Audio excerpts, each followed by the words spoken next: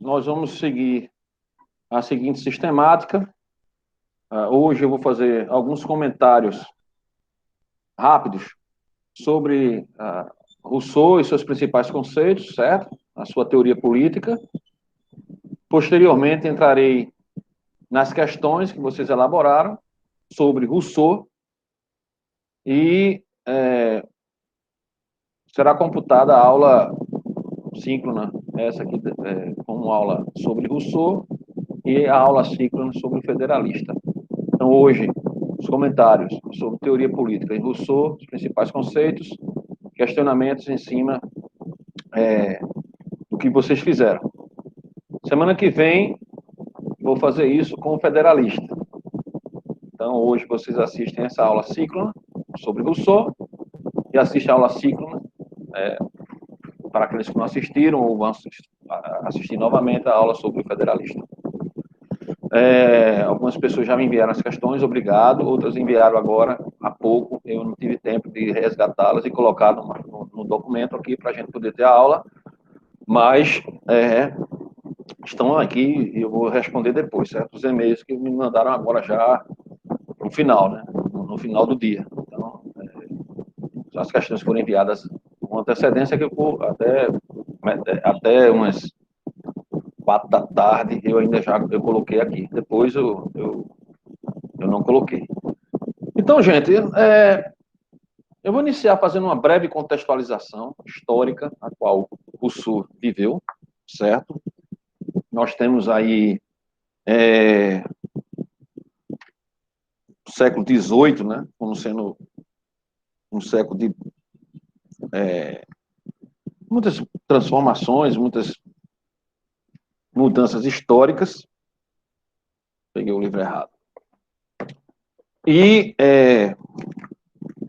Rousseau está dentro desse contexto. O contexto, como vocês viram, apesar de um texto não ser dado relevância a essa perspectiva, na verdade se faz aqui uma pequena abordagem histórica no início, fala mais da vida pessoal de Rousseau e traz aí no texto, entre as páginas 192 e 193, né, nessas duas páginas, o que a gente encontra aqui nesse livro. Se vocês puderem adquirir esse livro, é de fácil acesso.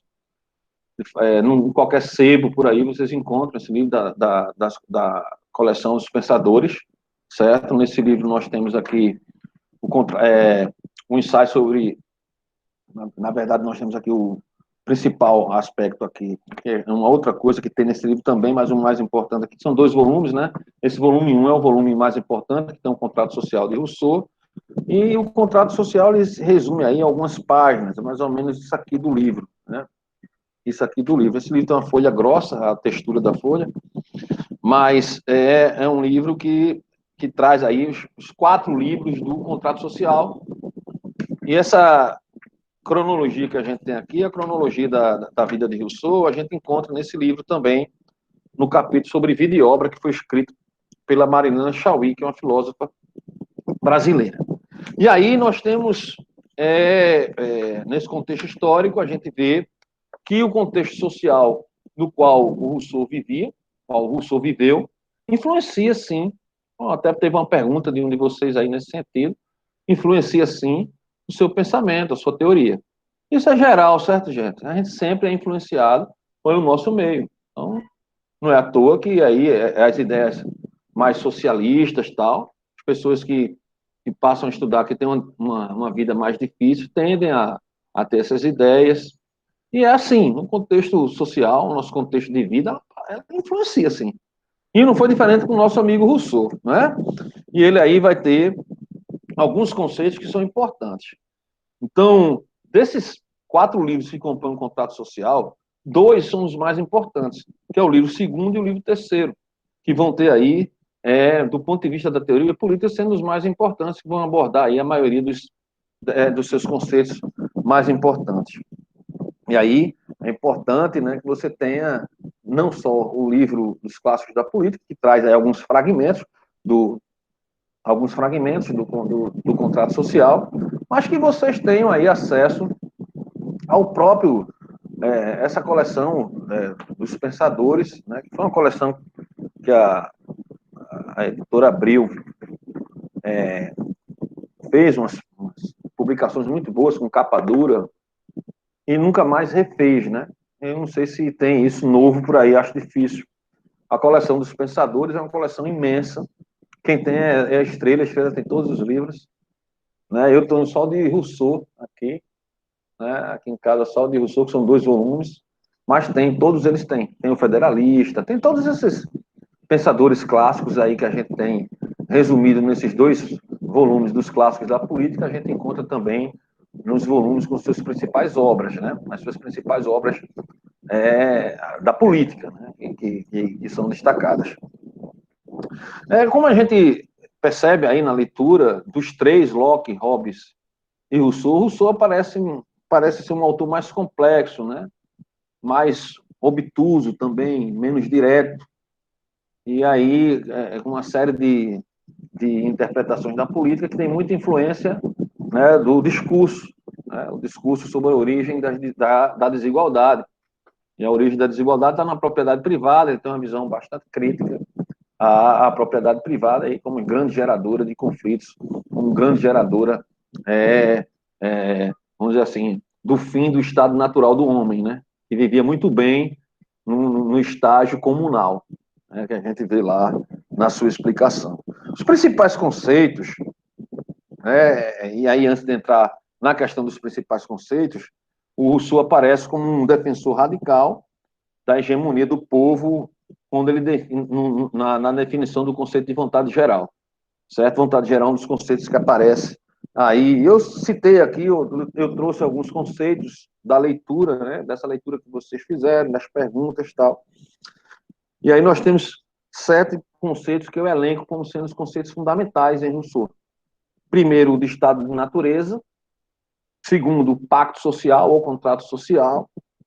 Terceiro, o de vontade geral, que é diferente de vontade de todos, certo? Então, esse conceito de vontade geral é importante. O conceito de soberania, o conceito de corpo político, não é? Que é muito importante também, né, para Rousseau, e Rousseau vai receber muitas críticas do federalista nesse sentido.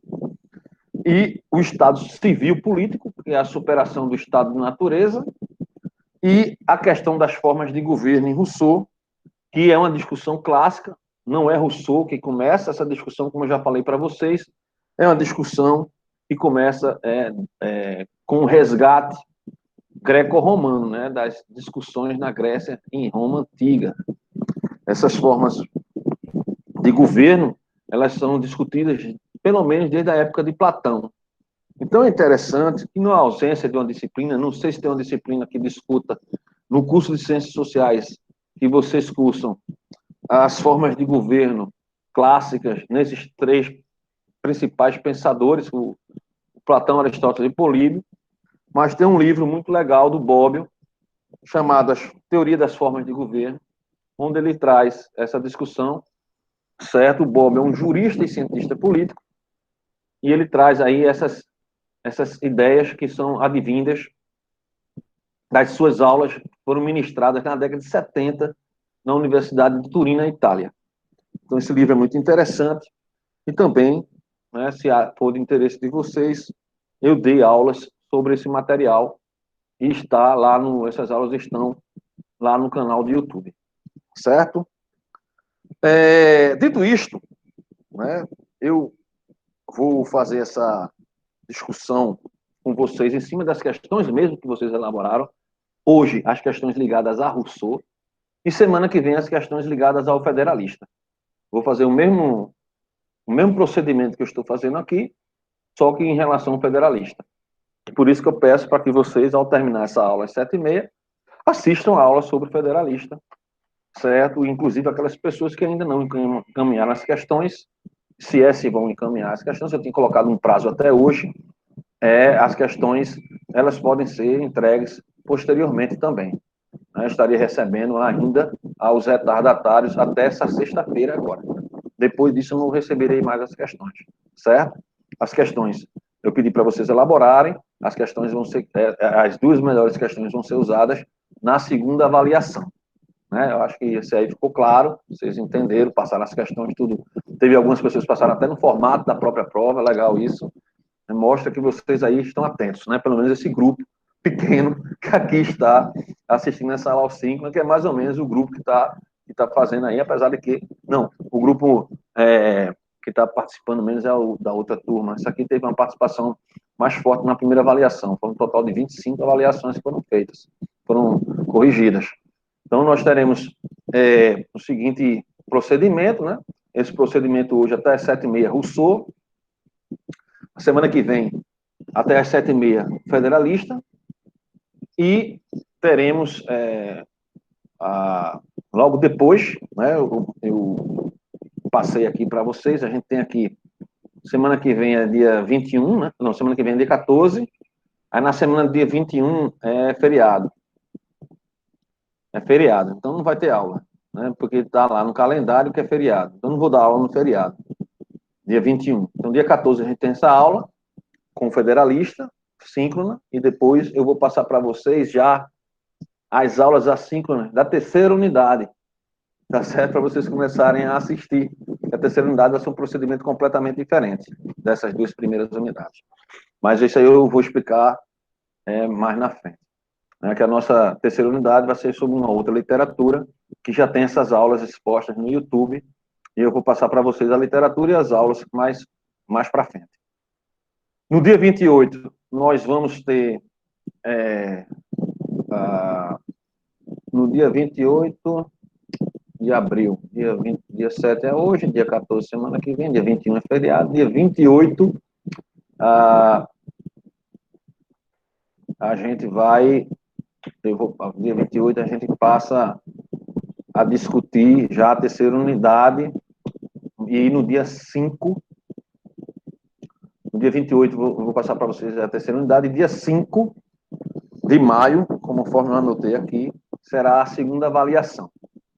Certo? Não tem problema começar dia 28 já com essa nova literatura, porque vão ser aulas assíncronas, certo? E o debate vai se dar depois, até porque eu não sei se vão aumentar mais uma semana no calendário, por causa desse feriadão que ocorreu de forma fortuita, né? Apareceu de uma vez, mas a gente tem que colocar em mente que as aulas elas têm um prazo para terminar, e eu acredito que é no dia 22 de maio, pelo menos o calendário que até agora está valendo, dia 22 de maio. E aí a gente tem que ter tempo para fazer as atividades, né, que eu vou solicitar para vocês. Mas, enfim, dia 5 de maio será a segunda avaliação, baseado nesses dois autores e em cima das questões que vocês elaboraram. Certo? Por enquanto é isso. Vamos aqui, vou abrir aqui, clicar.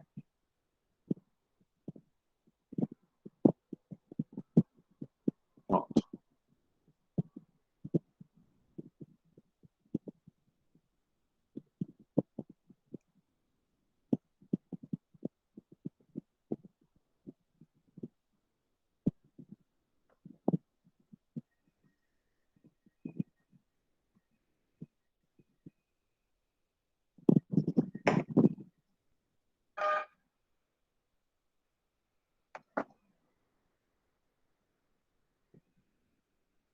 Todo mundo está vendo o documento?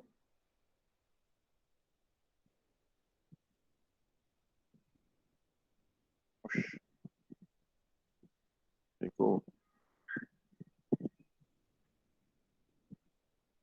Certo. Vamos começar aqui, certo? A primeira questão, eu vou fazer só as questões de Rousseau hoje e as do Federalista semana que vem. Temos aqui a questão de Nandara, foi elaborada por ela.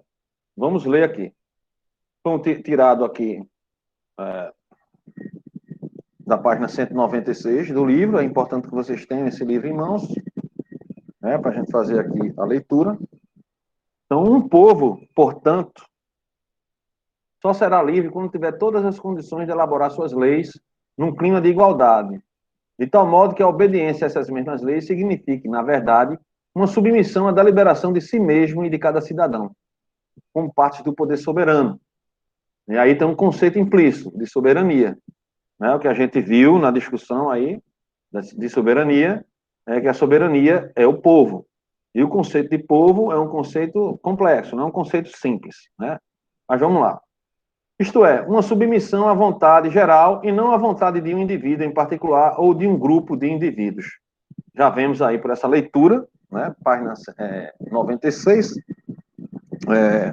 que foi extraído aqui, né? Estou tentando aqui achar, achei, né, logo depois de uma citação a Kant, certo? A gente coloca aí, já percebe alguns conceitos importantes além de soberania. Então, submissão à vontade geral, veja que isso aqui é um termo importante, né, que foi grifado aqui,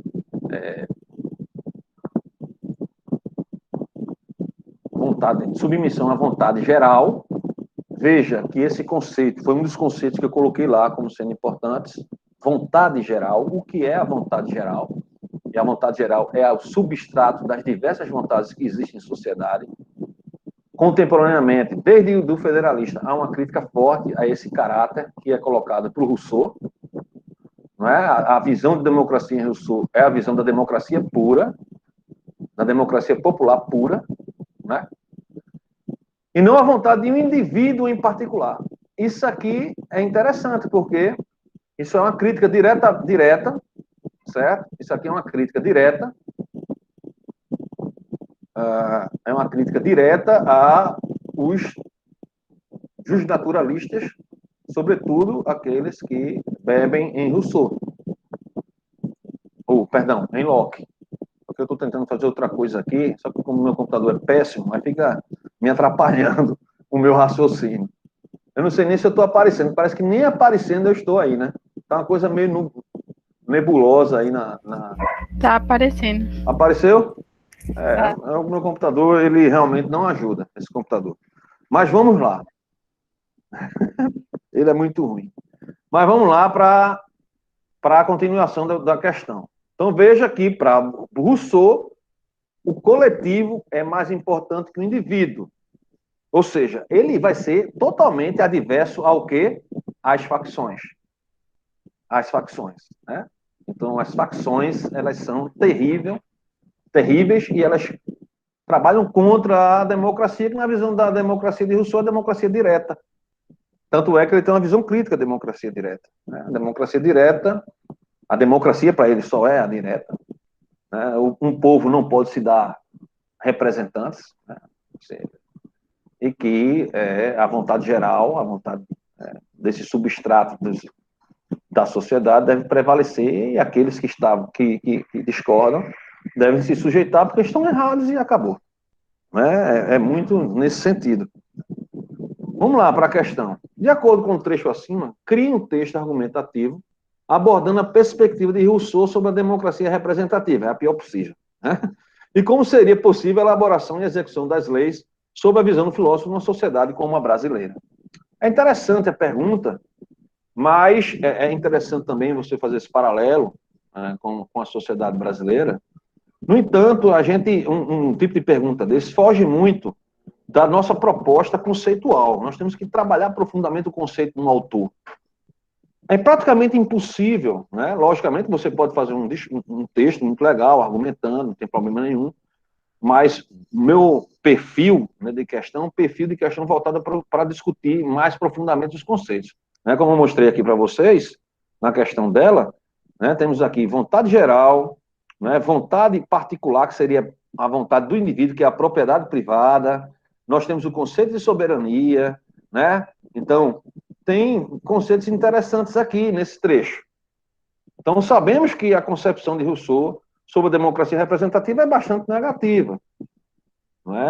Não se dá, um povo não pode se dar representante, você tem que participar direto, porque a filosofia de Rousseau é a República Romana, a Grécia Antiga, mas sobretudo a República de Roma.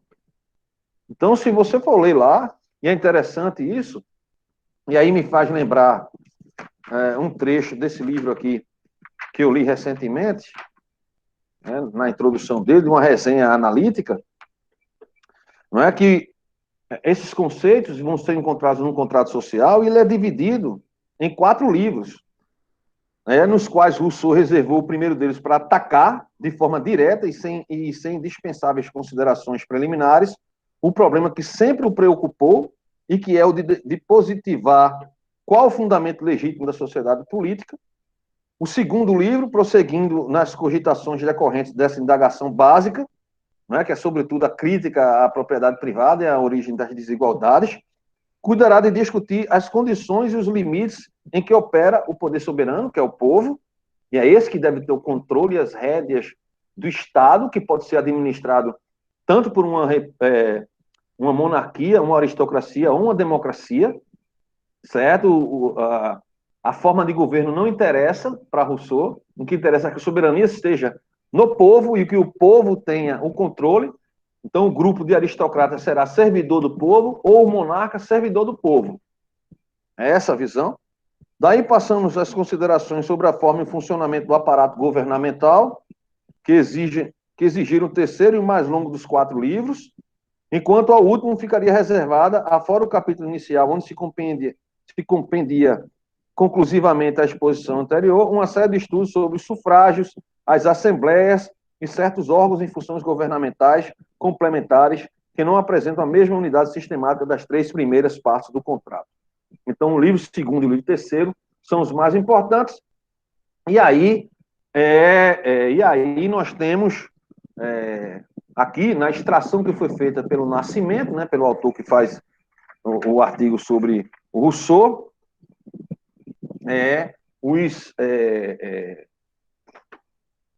os trechos, né, retirados principalmente desses 2 livros. Mas, bem, voltando para a questão,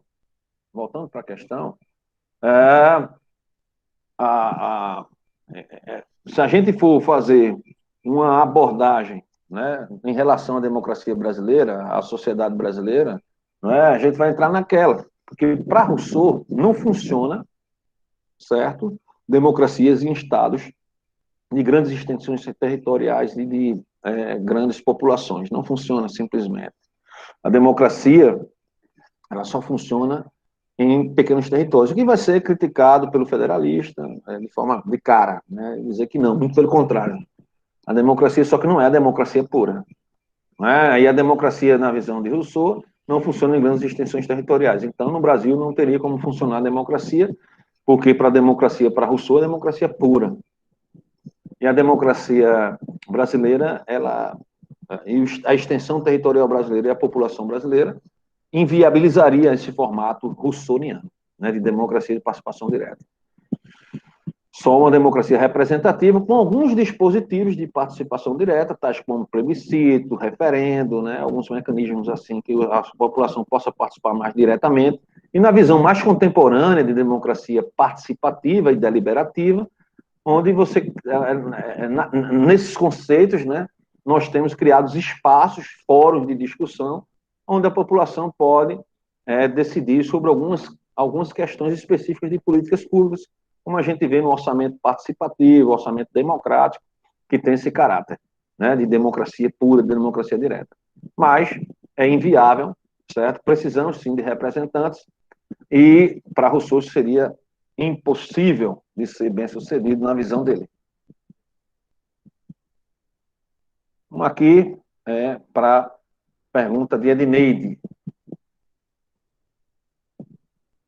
Vocês podem me interromper se quiserem, certo? Rousseau apresenta uma diferenciação no que vinha sendo exposto por seus antecessores contratualistas, Hobbes e Locke, pois afirmava que o homem vivia em estágio de liberdade natural, mas adiante foi renunciado a partir do momento que se estabeleceu um contrato social através da concessão entre seus iguais, prevalecendo a vontade geral.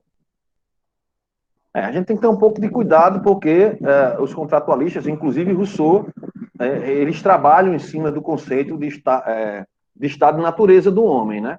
Só que em Hobbes, esse estado de natureza é perverso, né? O homem, né? E eu estou falando a grosso modo, é perverso por natureza. Em Locke, é mais harmônico, mas há as inconveniências, né? Principalmente dos não laboriosos. E em Rousseau é o bom selvagem, né? Que vai ser justamente a partir do surgimento das primeiras concepções de família, de propriedade, que vai influenciar muito o pensamento de Engels lá na frente, você vai ter o surgimento aí dos conflitos em sociedade. Então, esses conceitos aí são mais... existem questões mais pontuais. Em passagem no capítulo 1 do contrato social, Rousseau enfatiza que o homem nasce livre e por toda parte encontra-se aprisionado.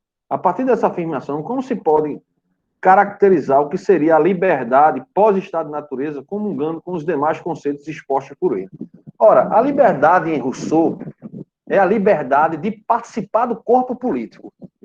É diferente da liberdade individual que a gente vai encontrar, sobretudo, em Locke. E naqueles, né, liberais que vão vir, sobretudo, no federalista e depois do federalista.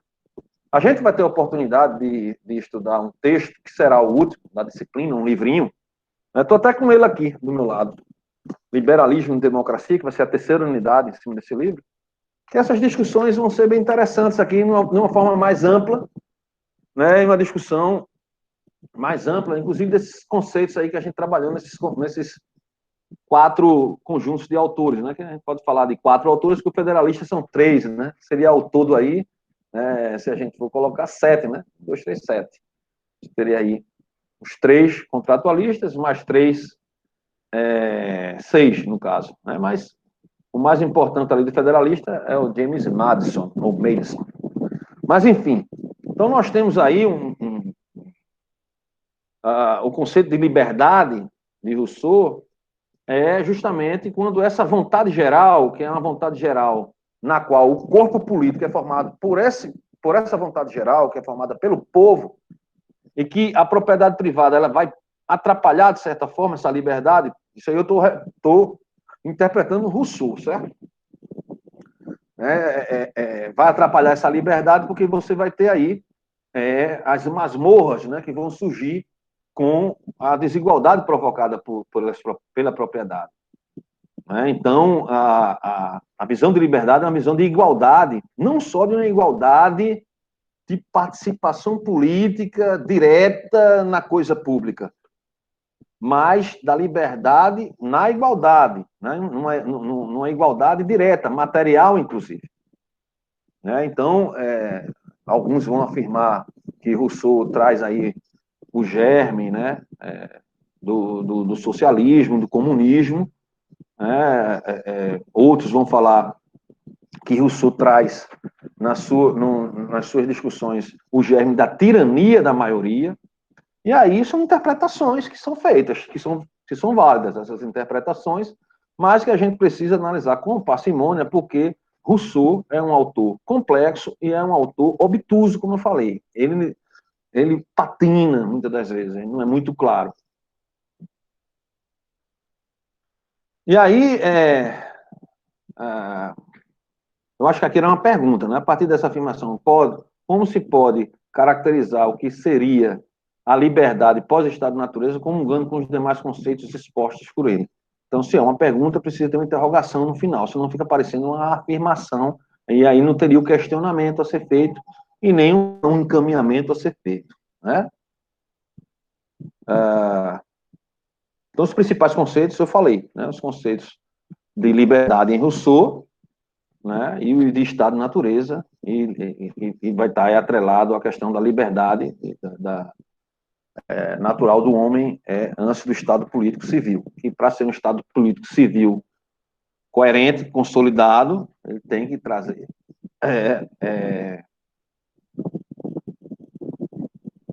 elementos que garantam essa liberdade no corpo político.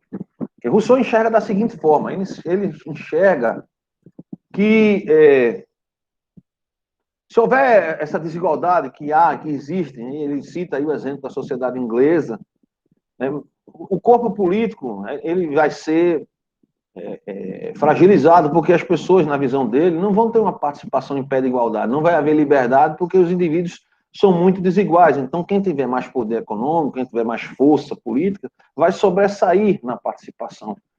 Então, essa democracia ela não vai funcionar, né? Esse regime não vai funcionar. A república não vai funcionar. Então, né, até porque ele fala muito mais em soberania do povo do que propriamente democracia, né? Que ele fala, olha, você pode ter até uma aristocracia ou mesmo um monarca governando, desde que ele seja servidor do povo. Ou seja, se submeta às vontades do povo.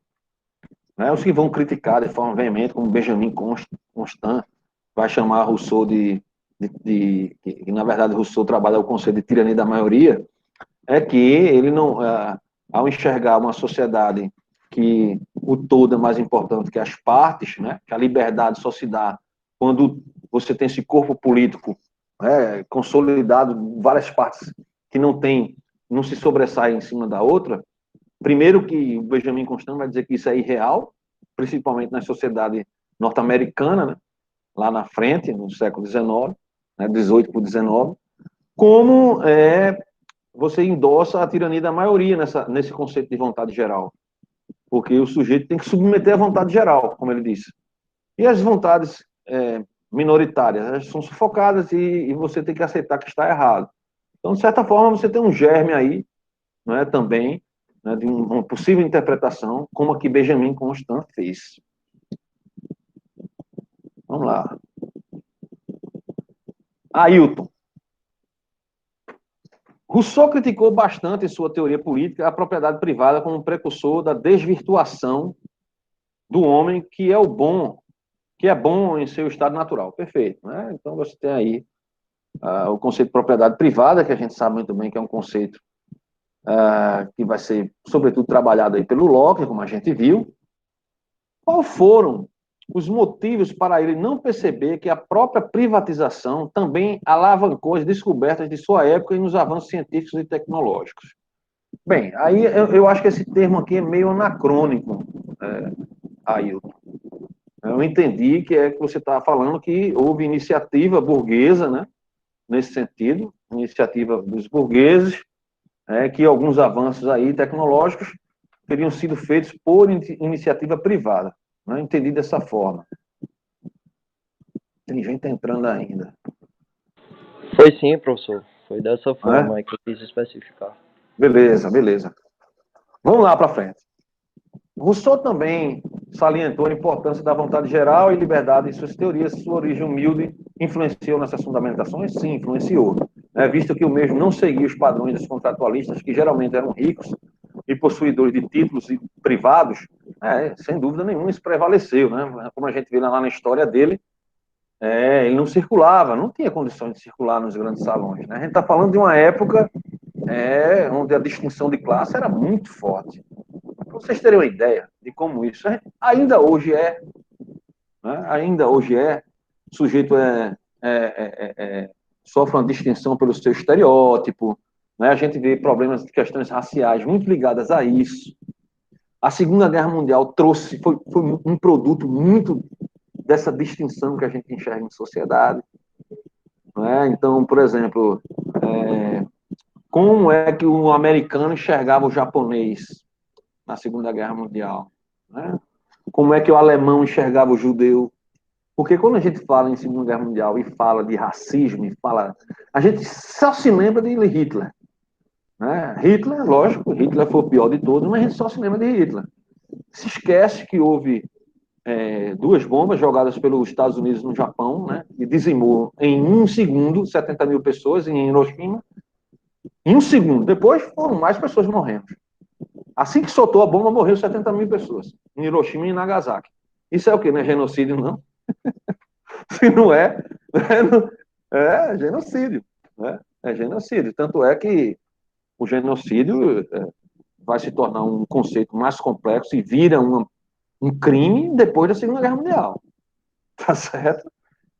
Então, essa coisa de você distinguir as pessoas sempre foi muito forte, era fortíssimo no século XVIII, século que viveu Rousseau, e Rousseau, como vocês viram, é um sujeito de poucas posses, um sujeito que também era meio irresponsável, na minha opinião, que o cara ter 5 filhos e não criar nenhum, né, é de lascar. Né?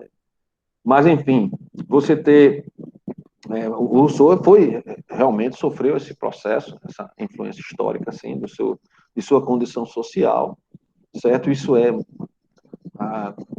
por isso que é importante a gente estudar, certo? Principalmente quem não tem posses, quem não nasceu em berço de ouro e não tem uma grande herança, tem que estudar, porque a formação, o intelecto, né, a forma de você se relacionar com as pessoas, de resolver os conflitos, elas se tornam cada vez mais sofisticadas quando você amadurece intelectualmente. Isso é não é só uma questão profissional, não, é uma questão de sobrevivência. E numa sociedade, não tem como fugir disso, ainda temos, certo? Bem menos, eu acho, que na época da Segunda Guerra Mundial e na época do Rousseau. Mas temos aí, e nós não podemos esquecer a história, né? Esquecer a história é um risco, porque a gente termina pagando coisas importantes. Mas, enfim, há uma influência sim, certo? E o Rousseau não leva em consideração essas coisas, essas questões que você coloca, né? Como os avanços científicos, muitos deles patrocinados por mecenas, pessoas de posses e tal. A visão, sobretudo de um contrato social, é uma visão extremamente política, né, de que o corpo político, né, o pacto social, ele só vai se dar dentro dessa conjuntura, né, de liberdade política dos indivíduos dentro de uma sociedade que tenha como princípio a igualdade de condição e que prevaleça ali no substrato das diversas vontades que existem, o que a gente chama de vontade de todos, a vontade geral, né? Porque a vontade de todos, ela é um conceito, está muito mais atrelado a diversas vontades que existem, aí você chama todos, e a vontade geral é o substrato que você extrai, a vontade de maioria, a vontade da maioria, enfim, né? Voltadas aí, como ele afirma, ao bem comum. Vamos aqui para a pergunta de Elias.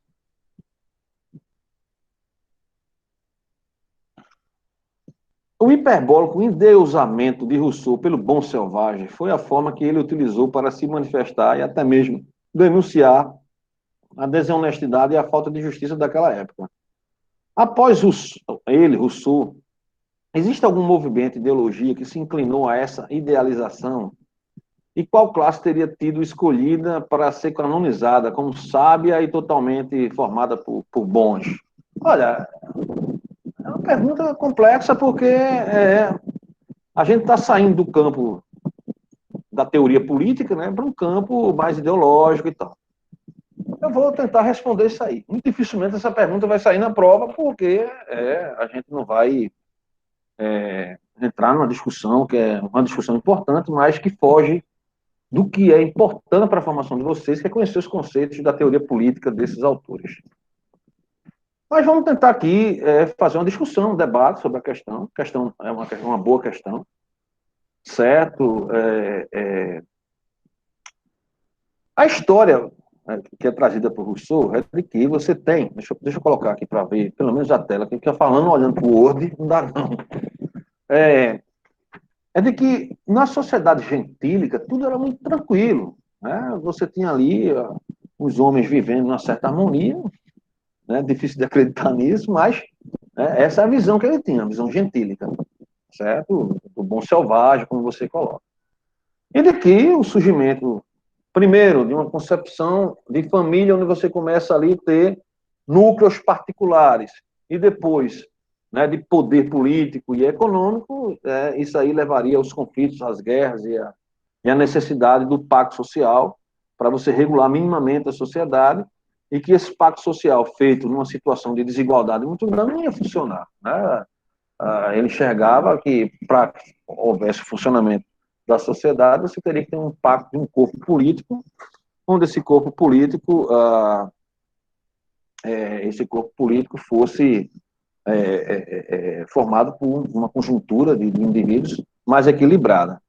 Né? Estão ligando para mim aqui. Enfim. Então, essa concepção, vamos dizer assim, mais comunal, ela sim vai estar no germe dessa discussão e vai influenciar outros pensadores que vão enxergar uma alternativa para a sociedade moderna, né? Uma sociedade formada nas grandes estruturas que surgem principalmente depois das revoluções burguesas, né? Independência dos Estados Unidos, a Guerra Civil Britânica, a própria Revolução Francesa, né?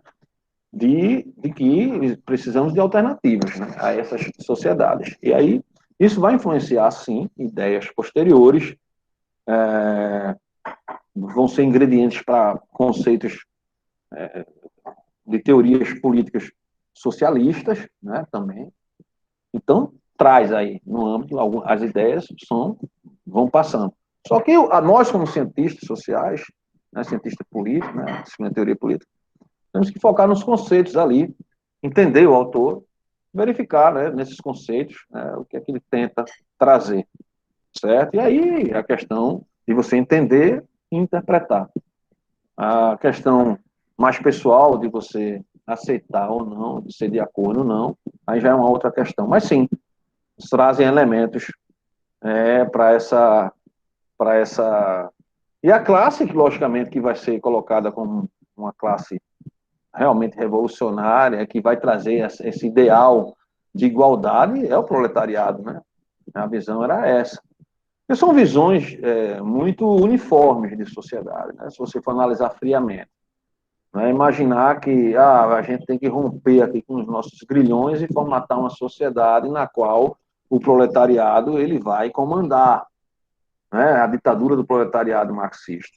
Né? E, posteriormente, como você tem igualdade nesse corpo político, né? E, trazendo muito de Rousseau, você vai ter aí uma democracia direta, uma democracia popular real. E, na prática, não foi isso que aconteceu. Né? Na prática, nós tivemos estados totalitários surgindo, não estados de ditadura do proletariado e, posteriormente, uma democratização, né, da produção, não foi isso que aconteceu na União Soviética. Tem até um livro interessante sobre a União Soviética, Daniel Aranca, um historiador da Universidade Federal Fluminense, ele fala sobre o que foi, né, a Revolução, a Revolução Soviética, né, a Revolução bolchevique que levou aí a Lenin ao poder, depois de tudo aquilo que a gente sabe, né, que aconteceu. E aí, se tem uma classe que traz isso aí que você fala, é o proletariado. Né? Vamos lá. Yasmin, como Rousseau garante, né, a liberdade do homem e garante a segurança e o bem-estar da vida em sociedade? Rousseau não garante nada, certo? Rousseau ele é um teórico, é um filósofo da política, certo? Então ele traz ali conceitos do que ele pensa sobre o poder, e sobre a distribuição do poder e a crítica que ele faz ao poder. Então, ele não traz nada no sentido que ele vai garantir alguma coisa. Né? Ele traz ideias, né, conceitos, né, debates de uma época onde a razão e a ciência era praticamente hegemônica. Né? Você não tinha espaço para outra discussão. Então, se na sua pergunta tem alguma coisa a ver com a propriedade privada, a visão é justamente contrária à dos pensadores dos contratualistas anteriores, né? Sobretudo Locke. Então, não existe liberdade do homem sem propriedade privada em Locke. Em Rousseau é justamente o contrário. A liberdade acaba quando um chega e diz aqui, isso aqui é meu. Né? Então, ler o discurso, né, da desigualdade entre os homens, né, de Rousseau, e posteriormente o contrato social. O ideal é ler tudo. Né? Vocês estão fazendo um curso de ciências sociais, o ideal é ler tudo. Eu trago alguns fragmentos, alguns textos, para que a gente estude, tenha um debate na disciplina, mas tem que ler tudo. Não se pode resumir a formação de um cientista social, certo, a sala de aula, tá certo? Isso aqui é importante, é um direcionamento. Nós temos muito esse caráter de orientador, né? E por isso que eu gosto muito de trabalhar os conceitos e de ser um mínimo, aliás, um máximo. Eu me esforço de forma máxima a não trazer nenhuma ideia minha do que eu acho, certo, sobre isso ou aquilo, mas trazer os conceitos dos autores e tentar interpretá-los da melhor maneira possível, né? Ideologia sempre vai existir nesses autores e tal. Eu procuro não trazer a minha, discutir a dos autores, né? E discutir a dos autores e tentar interpretar da melhor maneira possível. Nós não estamos lidando com ciências exatas, né? 1 mais 1 é igual a 2, né? A raiz quadrada de tal de x x ela é dividido por 2, não. Né? A gente está aqui com ciência social, né? Ciência com teoria política, né? Teoria, como está dizendo, né? Teoria política. Lógico que eu posso usar a matemática nas teorias, né, para tentar fazer algumas interpretações ou para tentar fazer algumas argumentações teóricas. Mas nós estamos discutindo aqui interpretações de filósofos, de pensadores que escreveram sobre teorias importantes que para a formação não só do cientista social, mas para a formação da sociedade, né? Então, por exemplo, quando Rousseau está escrevendo lá sobre formas de governo, isso aí se discute desde a antiguidade, né? As formas de governo, aristocracia, governo de poucos ou de notáveis, monarquia, governo de um só, ou de um grupo. Né? A Roma já chegou a ser governada por vários imperadores, né, ao mesmo tempo. Ou a democracia, que é o do demos, né, daqueles que estão ali participando diretamente na Assembleia, é a visão clássica. Né? A democracia moderna ela é diferente, a democracia representativa, na qual os indivíduos, né, todos os indivíduos têm o direito político de votar e ser votado. Então, isso aí está aí nessa literatura. Isso que a gente vive hoje na prática, né? Aqui no Brasil, a cada 2 anos, nós temos eleições, no ano passado teve, né? Em 2022 já vai ter novamente para presidente, governador do estado e outros cargos. Isso aí tem uma discussão filosófica, histórica. Não nasceu de uma hora para outra, não é invenção brasileira, certo? Como é que surge a democracia inglesa? Como é que surgiu a democracia inglesa? Surge, não é de uma hora para outra, é um processo histórico que vai levando a democracia. Mas o processo, ele inicia antes, quando ainda é um formato oligárquico de votação. Mas está lá. A primeira democracia representativa, a democracia representativa é a democracia moderna, é a democracia dos Estados Unidos, né? Como vocês viram lá no Federalista. Então, a gente tem que discutir nesse sentido. Questões de Iara. Questão desenvolvida através da leitura do texto e tal. Para Rousseau, estando o homem impossibilitado de retornar ao estado de natureza e perdendo sua liberdade natural, terá como solução para a sociedade carregada de males gerados pela propriedade privada um pacto legítimo cujo objetivo será conquistar a liberdade civil. No processo de legitimação do pacto social, quais seriam as condições fundamentais propostas por Rousseau para garantir a liberdade civil a todos os indivíduos predispostos no pacto? Tá aqui uma pergunta excelente, que pode ser uma pergunta de prova. Tá certo? Uma pergunta que traz objetivamente conceitos, né? Então nós temos aqui o conceito de liberdade natural, de estado de natureza, de liberdade civil, de um pacto que surge, né, através da superação, né, das inconveniências que vão ser trazidas, e o conceito de pacto social, pacto político, vamos dizer assim, né, de pacto político. E aí a gente pode analisar essa pergunta, né, feita por Iara, dentro do próprio texto, né, da possibilidade de se discutir isso aqui dentro do próprio texto. Né? Então, quais seriam as condições fundamentais para garantir a liberdade civil a todos os indivíduos predispostos ao pacto? Né? O que seria o pacto social, primeiramente? O que é que caracteriza o pacto social em Rousseau? Né? Então, nós temos aí nas páginas 194 e 195 essa questão do pacto social. Né?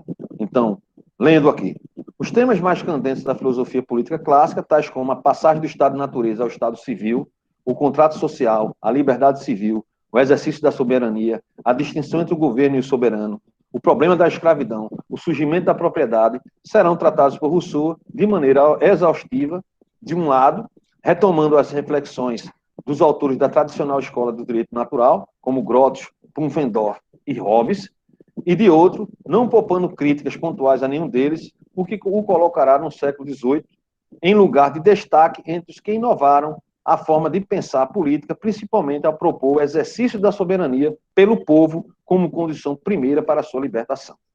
Então, a gente já tem aqui, né, no início mesmo, nessa página 194, a resposta para essa pergunta que Iara fez. Não é? Então, continuando, né, aqui nós temos esses conceitos que foram trazidos, o conceito de soberania, o conceito de soberania, quem tem essa soberania é o povo. Então, esse pacto social, ele só vai ser possível através dessa soberania, né?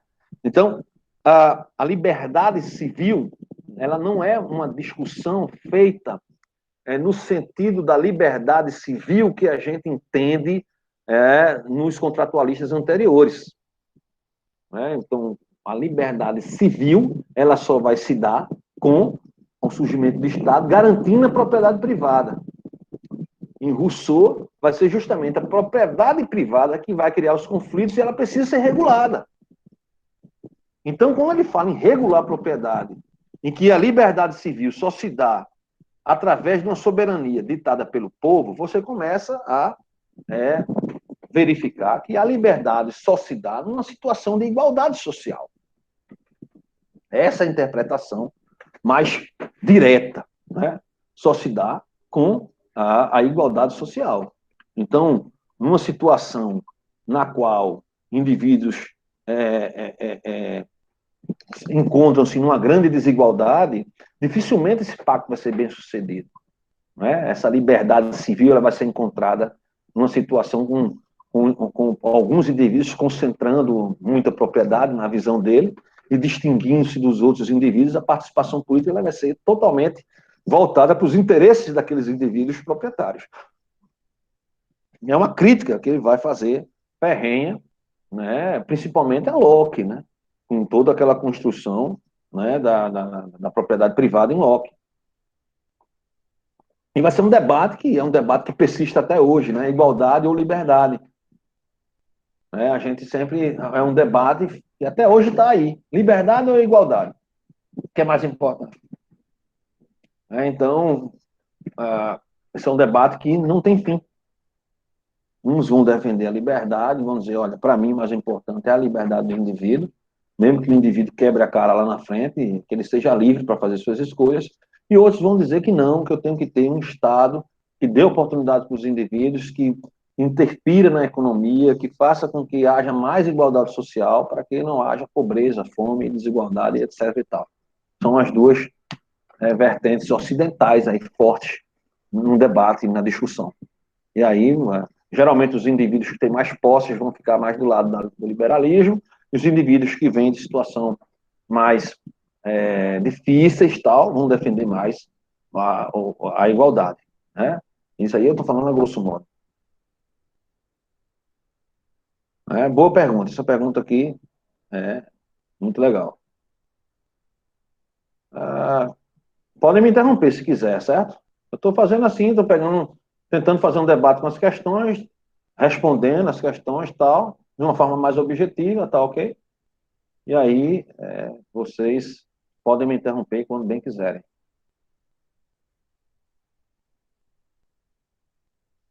Questão de Francine. Né? Semana que vem eu vou voltar tudinho, acrescentar as que vieram depois e em cima das questões do federalista. Para o encontro do significado da vontade geral, é necessário, antes de mais nada, vamos usar as vírgulas, viu, minha gente? Porque fica ruim de ler sem as vírgulas.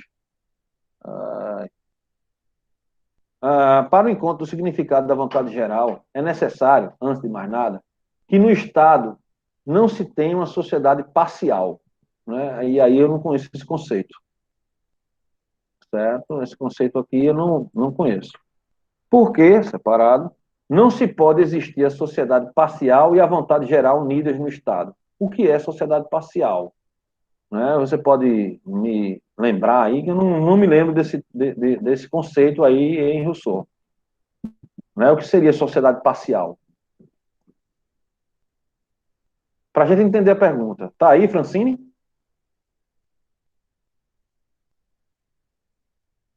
Saiu da reunião. Eita, deve ter caído, não é possível. Bem, eu vou passar adiante, já que o conceito que foi colocado aqui, a gente não tem esse conceito, pelo menos eu não conheço aí na literatura. Questões de Viviane.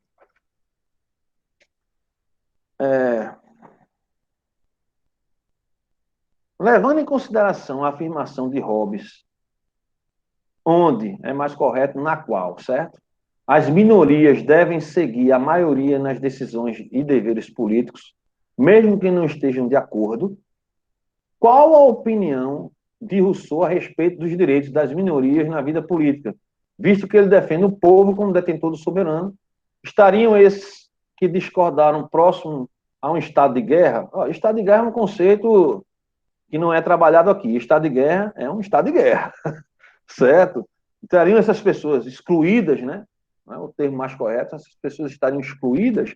A resposta, pelo menos da interpretação que a gente vê na maioria dos intérpretes, é que não existe direitos, vamos dizer assim, individuais, né? Porque é uma incongruência na visão de Locke, aliás, de Rousseau. Certo? O pacto social se dá através da soberania, que é o povo, no qual a vontade geral prevalece. Ou seja, na discussão e no debate, onde todos são iguais, qual é a visão? Que todos estão num debate sobre determinado assunto, numa assembleia, onde todos são livres e iguais, e que nessa deliberação, a vontade geral, ela se dá, a vontade geral foi essa aqui. A maioria decidiu isso aqui, né? E aqueles que são minoria vão ter que aceitar, porque é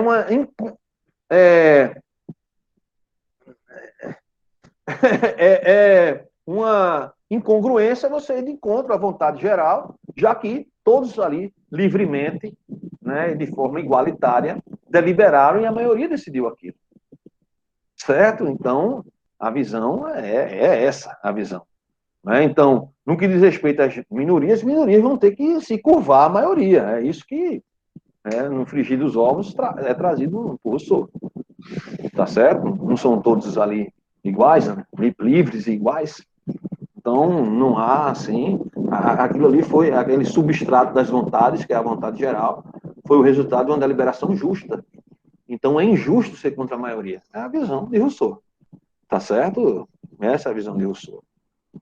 E as minorias vão aceitar a vontade da maioria.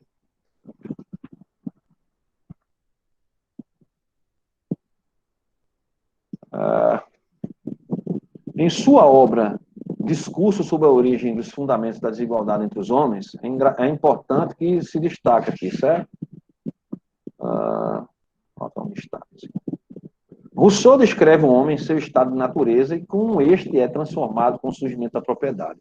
Com base nisso, discorra sobre os impactos causados pela propriedade e qual a sua relação com a criação de um contrato legítimo proposto pelo autor em um contrato social. Na verdade, aqui é mais uma proposição, né? Não é bem uma questão, é uma proposição. Vamos para frente. Legal a proposição. Mas não tem um questionamento propriamente, né? Rousseau, Helen Creusa. Rousseau acreditava que o homem natural, homem das sociedades tribais, eram puros e que se preocupavam com o bem-estar de toda a tribo. Mas, com o surgimento do Estado e da propriedade privada, começam a se importar somente com o que é seu, pois a propriedade privada corrompe o indivíduo, segundo ele. Com base nisso, explique como era a visão de Rousseau sobre o Estado e como ocorre o contrato social defendido por ele. É uma questão geral. É uma questão geral. E aí a gente, de certa forma, falou a respeito disso. Está sendo muito em cima disso mesmo, que é o substrato, dos principais conceitos aí. Vamos lá, Maria Islane. Pode me interromper quando quiser, certo? É regido pelo princípio da indissolubilidade do vínculo federal. Não, essa é a questão sobre o federalismo. É importante, viu, que vocês, ao retirar trechos do texto, coloquem pelo menos a página onde foi retirado, porque fica descontextualizado. Vamos lá. A única sociedade natural para Rousseau é a família. Por quê? A única sociedade não é a família. Injustamente vai ser um dos primeiros ingredientes a surgir desavenças, os conflitos e vão ser gerados a partir do momento que o homem começa a ter sentimentos com o seu semelhante ali, com aqueles próximos a ele. Então, essa questão ela precisa ser contextualizada, né? Onde foi que na leitura ele coloca como uma sociedade natural, né? Esse conceito de sociedade natural, ele aparece aonde na leitura?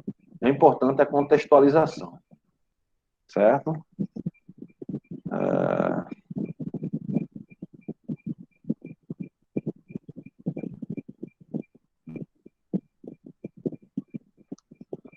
Pronto, vamos lá.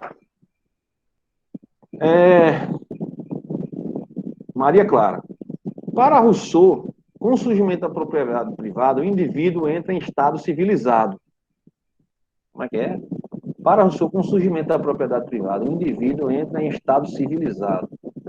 Então, o que significa civilizado na visão de Rousseau? Onde foi que você extraiu isso? Onde foi que a propriedade privada, o indivíduo se torna civilizado? Está na leitura aonde? Em que lugar da leitura? Não é? Rousseau tem uma visão muito pessimista da propriedade privada. Então, como é que o indivíduo entra num estado civilizado com o surgimento da propriedade privada? Se civilização pressupõe civitas, né? Que é justamente a composição de um corpo político, de um estado político e de uma cidade política. Então, isso aí precisa ser contextualizado. A aluna Milena Vicente da Silva. Com base na leitura do capítulo 6 e tal, construa um texto sobre os principais conceitos do autor, tal como o contrato social, realçando o contexto histórico social ao qual o filósofo vivenciou e citando exemplos de como seu pensamento ainda permanece no mundo atual. Pergunta muito boa, certo? É uma pergunta, aliás, é um questionamento, na verdade é uma proposição para uma construção de uma dissertação, certo? E aí, se a gente for aí destacar como é que surge o contrato social, a gente já discutiu isso aqui e na aula assíncrona, né? É uma questão interessante, certo? Mas eu não acredito que eu vou usar ela numa possível prova, porque seria só uma questão. E a intenção agora dessa avaliação é que vocês respondam mais objetivamente os conceitos do autor, dos dois livros, em vez de se fazer uma dissertação argumentativa, né? Então, possivelmente, nós teremos, né, como foi, nós tivemos a primeira avaliação, dissertação, a segunda avaliação, produção de 2 textos, em cima de 2 questionamentos, propriamente, 2 interrogações, vamos dizer assim, e a terceira nota vai ser uma resenha, certo? Uma resenha do livro que a gente vai estudar. São 3 avaliações diferentes. Letícia. Na elite padronizada, na qual detinha grande parte dos teóricos de sua época, não entendi esse conceito, elite padronizada, Jean-Jacques Rousseau se destaca por sua origem modesta e, consequentemente, no reflexo que isto gera no seu pensamento, crítico, né? Claro. Para este autor, a partir do momento que surge a instauração da propriedade privada, o ser humano passa de seu estado de natureza harmônico e puro, moralmente, para um convívio de intensos conflitos provocados pelas desigualdades sociais. Ao propor um novo contrato social, ele enfatiza que, quaisquer que seja o regime político vigente, a soberania deve vir do povo, ou seja, da vontade geral. Levando em consideração tudo o que foi estudado, como um homem que se romperá, como um homem que se corromperá pela sociedade desigual e se tornará este ser egoísta movido por interesses próprios, fará a transição para esta sociedade ideal proposta por Rousseau. Né? É uma pergunta interessantíssima. Dificilmente, né, se o sujeito está numa situação de desigualdade e que dificilmente ele não será corrompido, como transitar para essa sociedade ideal proposta por Rousseau? Pergunta legal, interessante, e realmente a gente não sabe como é que isso ia ser efetivamente na prática, sem provocar uma revolução, coisa do tipo, né? Pacificamente não seria, provavelmente não seria. E aí quem é que ia ter essa prerrogativa, né? Quem é que ia ser o eleito como um indivíduo puro para fazer esse processo de transição? Boa pergunta. Quer falar alguma coisa, Letícia?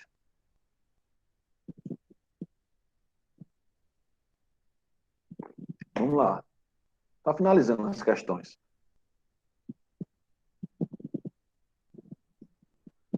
Jordana.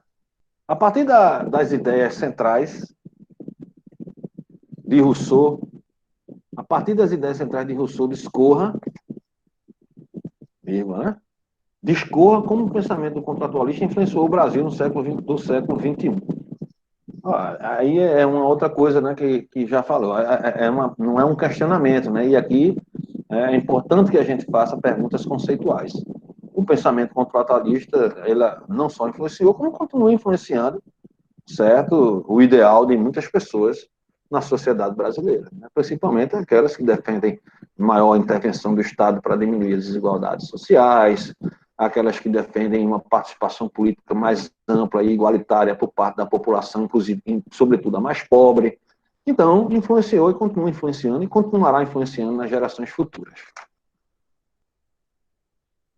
Mas provavelmente não vai ser questão de prova, certo?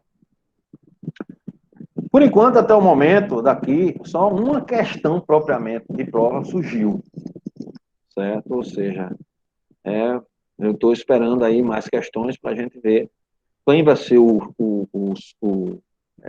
aluno que vai conseguir a sua nota sem precisar fazer a avaliação propriamente dita, só com o seu questionamento. Até agora só surgiu uma questão que realmente pode ser questão de prova, certo? Pode mandar até sexta. Até sexta, eu não falei aqui anteriormente? Pode mandar até sexta. Agora, eu li já as perguntas, falei geralmente aqui, fiz uma abordagem geral, a pontual está lá nas aulas assíncronas. Agora eu deixo esse espaço aí, desses últimos minutos da aula, para questionamentos de vocês. Fico aberto a questionamentos. Podem fazer tanto pelo chat como pelo microfone aí ativo. Professor, eu estava perguntando se podia mandar mais, assim, no sentido, porque eu já mandei. Aí eu queria saber se podia mandar mais alguma ou não. Já foi a chance. Porque, menina, a questão é logística para mim, sabe? Porque eu estou nesse semestre, tá no sufoco com essa coisa, continuando nesse formato, né? Um formato que, para mim, é difícil, né? Imagina que hoje de manhã, entre as 8 horas e meio-dia, eu dei aula aqui na sala, não tenho escritório em casa. E aí a minha filha passa para lá, meu filho passa para cá, um conversa lá, né? E aí eu tenho são 3 turmas de graduação, mais a turma do mestrado, são 8 orientandos de mestrado, uma orientação de iniciação científica, coordenação de pesquisa e extensão da unidade acadêmica. E aí eu tenho que ser organizado, né? Na minha agenda tem que ser organizado. Então eu recebi até ali. Se mandarem depois, aí eu não sei se eu vou conseguir chegar lá, baixar e ver novamente. Se eu vou estar fazendo já outras coisas, né? Lendo alguma dissertação de alguém, né? Participando de alguma banca. Já agora mesmo tá um cara ligando para mim aqui, ou vocês perceberam que eu fui cá tocar o telefone, querendo que eu dê uma palestra. Tá entendendo? Não sei se eu vou ter tempo de dar palestra para ele. Porque se eu der a palestra para ele e as minhas outras coisas, né? Eu tenho que ter tempo para minha família, tenho que ter tempo para fazer as coisas que eu gosto e tenho que trabalhar. Então, é mais por causa disso. Mas até sexta-feira eu estou recebendo as questões de quem não mandar, não enviaram ainda, certo? Mas quem já enviou, né? Aí fica mais difícil. Tem as outras questões do federalista, né? Para a gente ver semana que vem, na próxima quarta-feira, a gente vai ver do federalista, certo? E aí a gente, vendo as questões do federalista, a gente encerra a segunda unidade, no que diz respeito a esses 2 autores, e eu vou dar o tempo para vocês, né? Para a gente fazer essa segunda avaliação, porque dia 21 é feriado, dia 28 eu quero dar uma aula.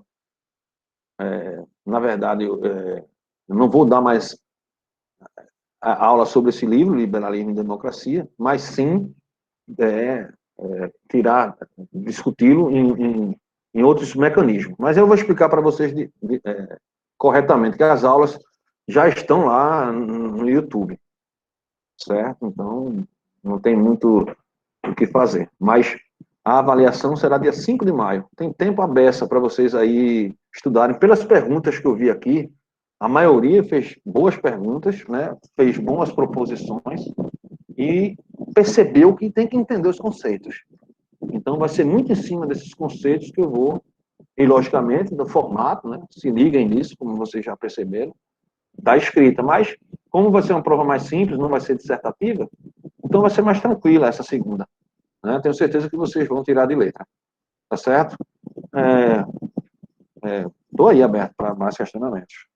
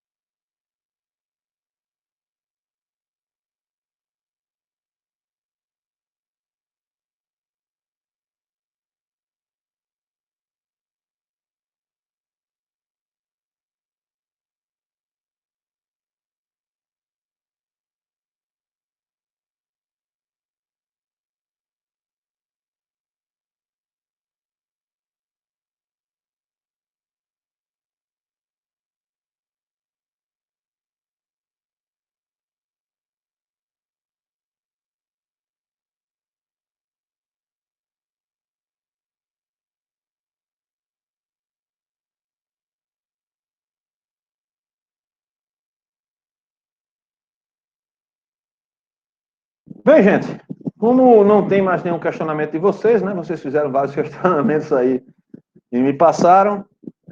Se aí não tem nenhuma dúvida do que eu falei, né? Então eu vou encerrar a aula por aqui, a não ser que tenha mais alguém que queira falar alguma coisa, e a gente vai se falando pelos vários mecanismos que se tem aí, né? No chat e tal, no Zap, e a gente se fala na próxima semana, quando eu vou trabalhar com vocês essas questões que vocês mesmos fizeram agora sobre o federalista, tá certo?